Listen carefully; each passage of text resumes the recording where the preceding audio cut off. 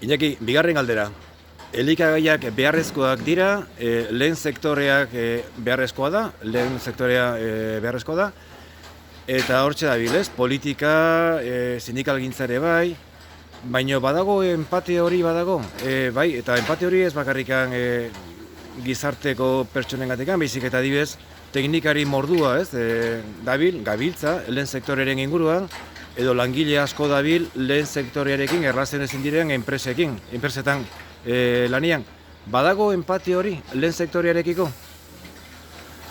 Bueno, lehen hode aitzatu dut, baina lanbide hau, baserritarren lanbidea, zaila izan dudala, hori dano jakitu gera. Baina hortik aparte ikusten dugu gizarteak ez duela sentitzen eta ez duela ikusten lanbide bat bezala, baserritarrak egiten dugu lana. Danak endituko esartuko, baina parte batek ginen zailtasuna dauzka hori ikusteko eta rekonozitzeko. Ikuste gaituzte denbora pasa bateko ofizioa bezala. Gu behar dugu elikagaiak sortzeko, baina elikagaiak nor bere konbenientziarako, ez? Astebukaeratako,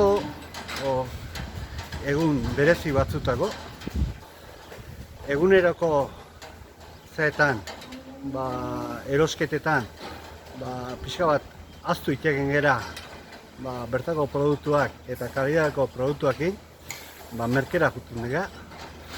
Bestalde batetik, ikuste gaituzte, hemengo paisajea eta inguru giroai kalte egin gabe aritu behar dugun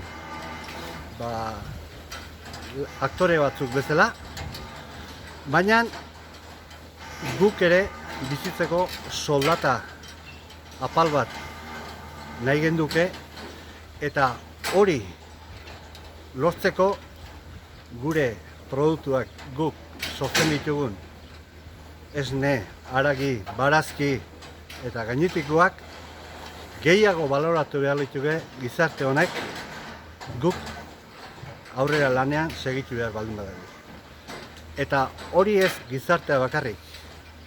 Nik usten dut politikariak eta agintariak ere hasi Eusko Jaurlaritzatik, Eusko Legebiltzarretik,